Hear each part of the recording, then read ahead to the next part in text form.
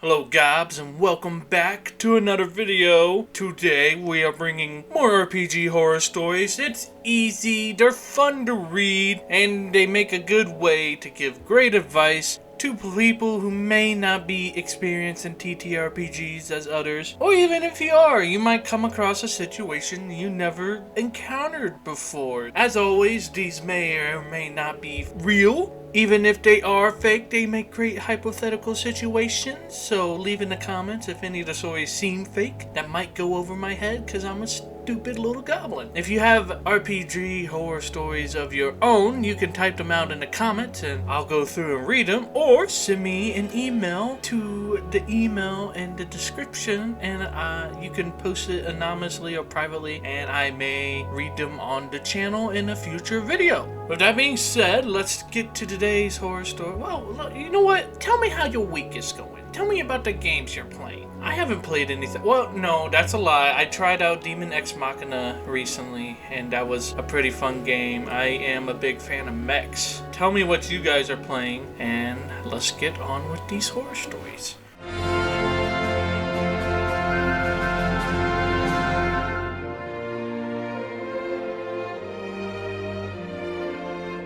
Our first story comes from Karina135. Player kept bringing joke characters to a serious campaign. An acquaintance from mine wanted to join my D&D campaign, and the other players didn't mind, so we took him in. I told him that we didn't play that in that often typical comedic style, but have a serious tone instead, and asked him for a character idea. He suggested a halfling thief who had to leave his shower-like location because no one would put up with his stealing anymore. Sounded fine enough, though when we started playing, it turned he didn't mention that his thief was blind, and as such is terrible at stealing. I told him that's a joke character, and that he can't be blind.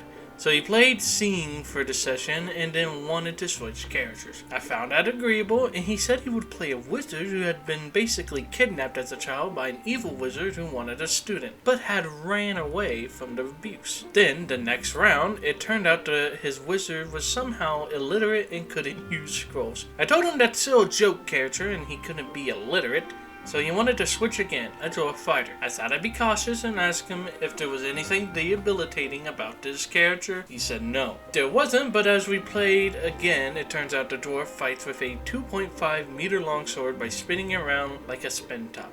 At this point, I told him he wasn't fit in our campaign and asked him to leave, which kind of ended the acquaintanceship too. That's the end of the story, guys. That's it. A short one. That's fine. It says medium. That's a medium? Then what's the short? Regardless, I say session 0 maybe.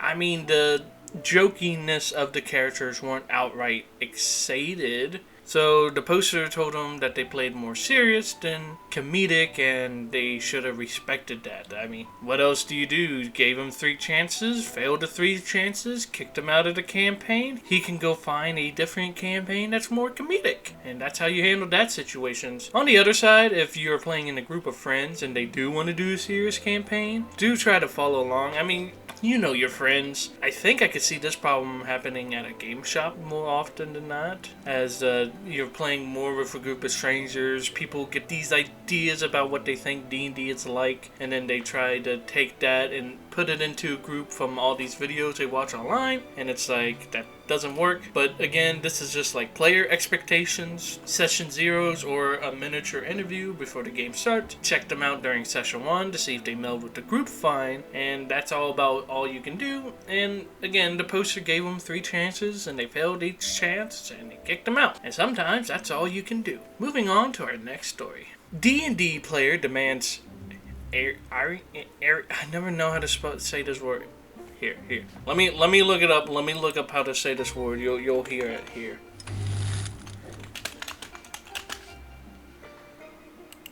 Aryan. Oh yes, Aryan. Okay.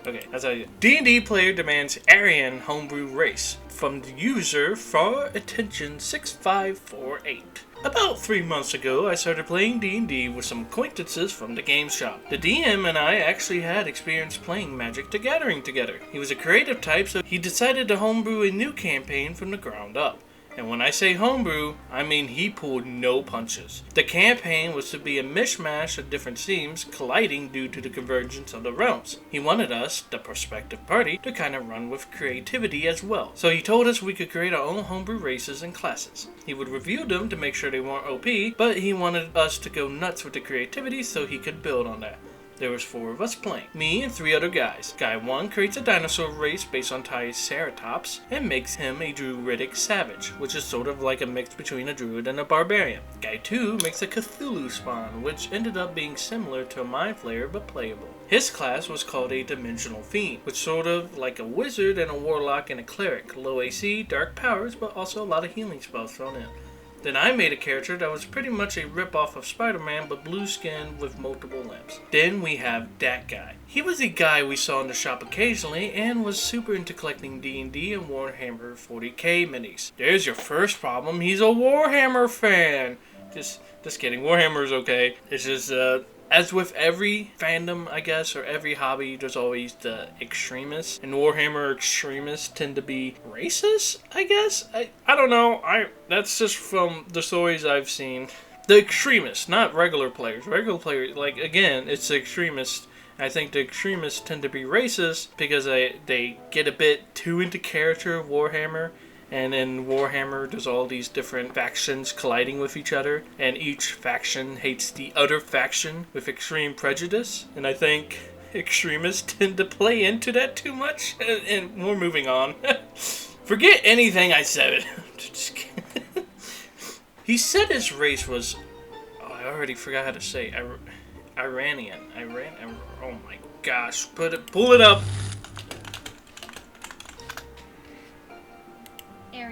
Aryan. Thank you, sexy robot. He didn't min-max, more like max the heck out of his racial stats in order to, in his words, make the most genetically superior version of a human I can. He also homebrewed an Alpha Warrior class, which was supposed to capture the warrior spirit of a true Aryan male. As he was describing it, we all just looked at each other like, WTF?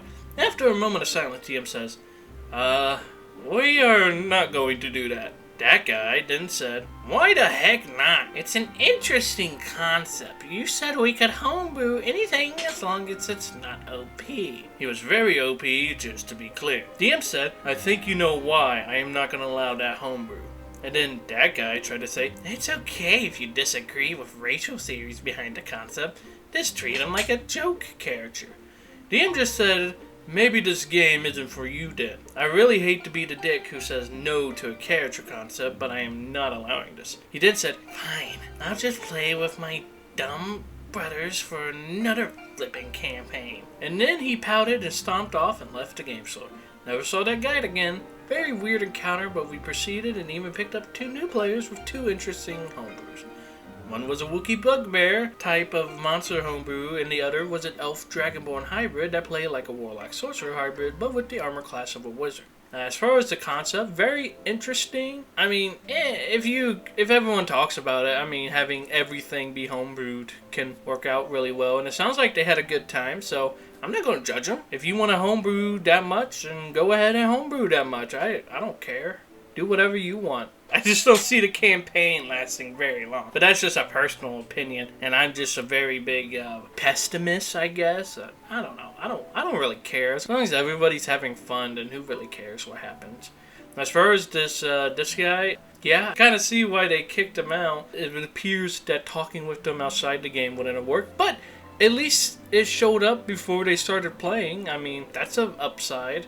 Didn't even need a session 0. That was kind of like the session 0. That's why interviewing people before they join your game is a very good thing to happen. A very good thing that you should do. So, session 0s, mini interviews, whatever you need to filter out people, unless you're playing with a group of friends and y'all know them very well. But even then, sometimes a session 0 just to sit down and explain what you want out of the campaign and what you expect, how everyone should play. Like the last story, they wanted to play a more serious campaign as opposed to a joke campaign. So session 0s are a good way to get that out there. Let's move on. We have time for one more story. The Hardcore D&D 5e Club, or How D&D 5e is Serious Business by Bumblebee Reader. I don't know if I can really post this here since I was laughing my butt off while this was finally over. This is my story on how I didn't survive a single session in this hardcore elitist game. Oh, this already sounds like so much fun. Guys, we need to gatekeep the hobby more, okay? We can't have these new newbies come in here and thinking they can just make their own homebrew worlds. Gosh, go grab a module, you. What is wrong with you? Are you stupid? Want to homebrew your own world? Oh, ew. You think you're a game designer from the Wizards of the Coast? You think you know better than them? Ew.